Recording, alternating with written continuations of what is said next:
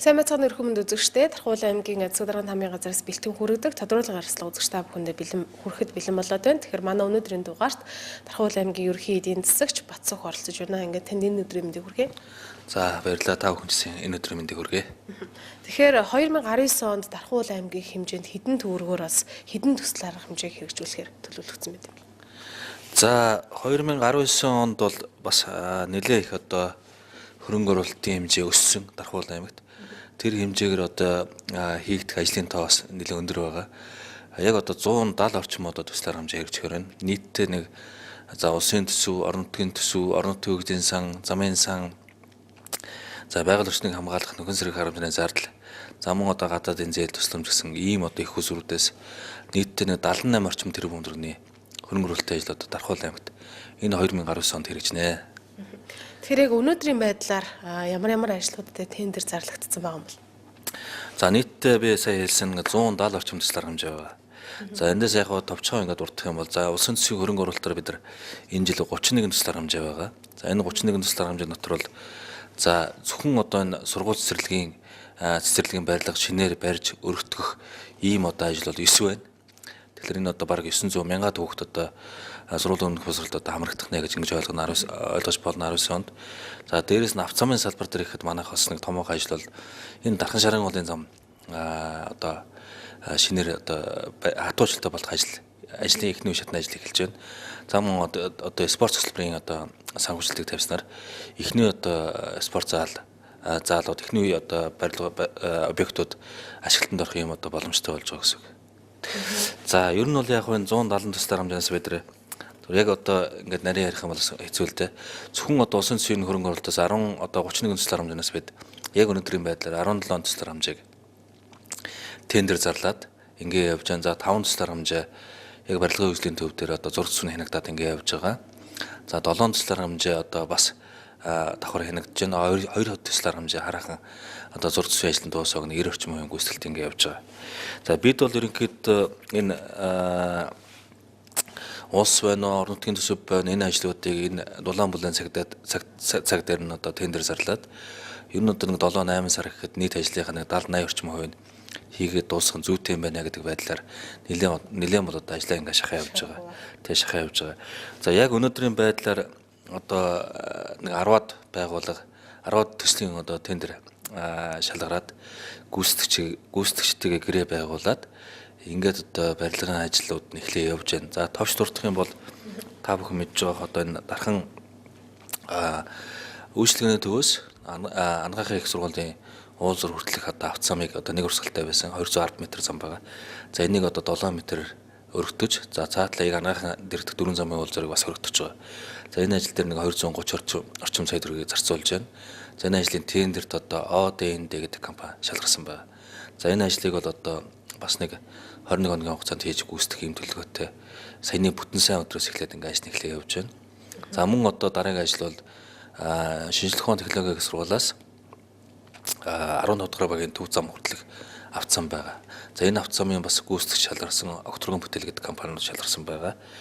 Гэх мэтлэнгийн энэ компаниуд шалгарсан. За дараагийн том ажил бол энэ Дархан сумын 3 дугаар огт бид нар 2 жилийн өмнө хийсэндээ эхний үе шатны ажил болох 900 орчим метр замыг гэр оролт доторх авто замыг бүрэн хүчилтэй болгосон. За энэний 2 дахь шатны ажил болох 1.6 км авто зам байгаа. За энэ ажлыг бол бас тендерт энэ Дархан Азаа компани шалгарсан байгаа. Нийтдээ 790 орчим сая төгрөгийн төсөв төрөлтөд ийм ажил байгаа. За энэ ажлыг бол эх 7 оноос эхлээд наадмын өмнөхөн 7 сарын 10-аар ингээд дуусгахаар ийм төлөвлөгөөтэй төлөвлөгөө байгуулад яг өнөөдөр гэрээний үзэсгэлэнтэд ингээд гарч ирж байна.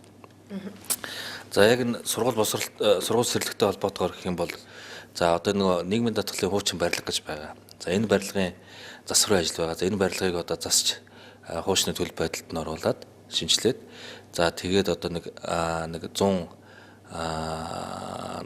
хүүхэд хүлээж авах юм хүчнэрлэлтэй цэцэрлэгийн барилгын засварын ажил эхэлсэн. За энэ дээр бол юу өргө гэдэг компани шалгараад 350 сая төгрөгийн төсөв төрөлхтөй ажлыг 330 орчим сая төгрөгөөр хийж гүйцэтгэж байна. За нэг 7 сартаа багтаагаад бас ашиглалтанд оруулах юм төлөвлөгөөтэй ажиллаж байгаа. За жижиг ажлуудаас их юм жижиг дунд үйлдвэрийн дээврийн засварын ажил сая дуусчлаа.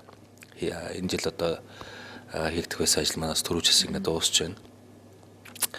Гэх мэтлэн бол одоо ажлууд эхлээд ингээд 4 жилсээ гүйцэтгэж гараад гэрээ байгуулад ингээд явж байна. За улсын төсвийн хөрөнгө оруулалтаар энэ жил 31 үндэслэл хамнаас 17 үндэслэл хамнаа гүйцэтгэж тендерийн зураг зүйг боловсруулад за гүйцэтгэгчийг сонгон шалгаруулах ажил одоо худалдаа авах газар зохион байгуулж байна. За эндээс одоо яг өнөөдрийн байдлаар нэг тендер шалгараад гэрээ байгууллаа. За энэ одоо Туулын гүүр далай гэдэг ийм компани байна. Энэ одоо Улаанбаатарын компани.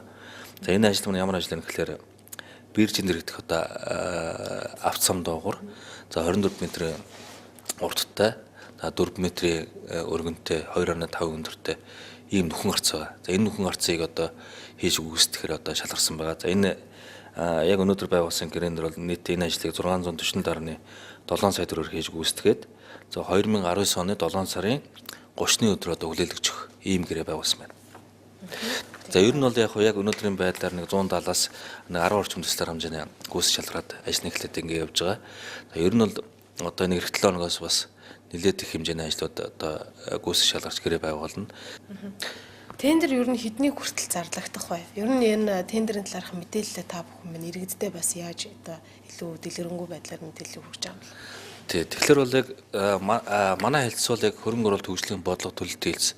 Манай яг хэлц дээр одоо яг үндсэн чиг үргээ байна гэхээр ер нь одоо энэ тухайн он байна уу эх хонд одоо бодлогын үед ямар хөрөнгө оруулалт бүтээн болтой ажлууд хийх вэ гэдэг одоо төлөвлөдөг ийм хэлц байгаа.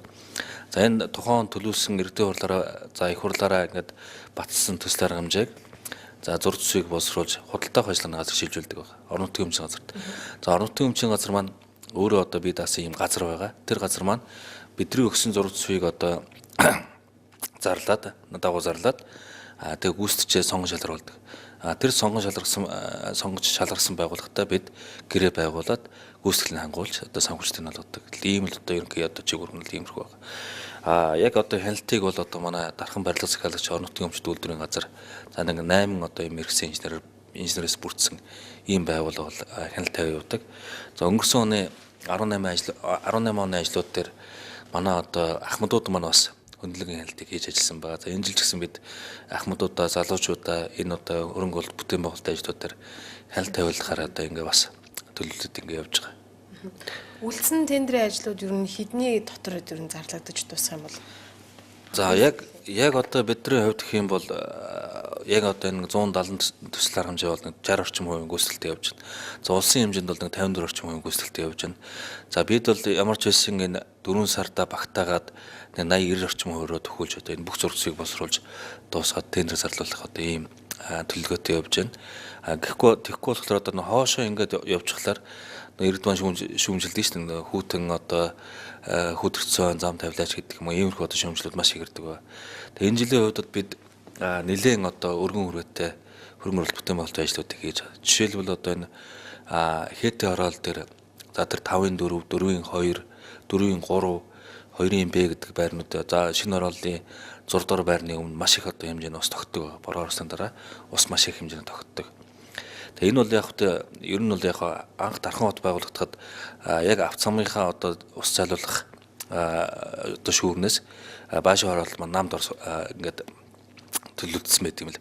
Тэгээ энэс болоод маш их ус тогтдог байна. Тэгээ эндээс иргэд маань маш их бухимдал үүсдэг. За энэ ажлыг одоо бид нар энэ жил ямар ч гэсэн хийгээд ус зайлуулах шумыг шинээр татаж за энэ одоо саний хэлсэн орон сууцны хорооллын өмнөх ус тогтдог одоо асуудлыг одоо байхгүй болгоно хийж гүйцэтгэнэ одоо шумыг шинээр хийж гүйцэтгэнэ.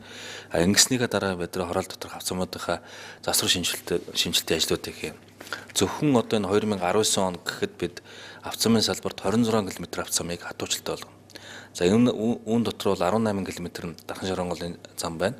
За цаана нэг 8 орчим километр нь энэ орон сууцны хороол дотор болон гэр хорооллын авцамуудыг хатуучилтаа болохоор ингэж төлөвлөд зураг зүйн боловсруулад одоо тендерээс зарлаад ингээд явж байна. За баярлалаа. Ингээд эрхэм үзэгч та бүхэндээ тодруулга ярилцлага хүргэлээ. Дараагийн дугаар хүртэл хэвтэр баяртай.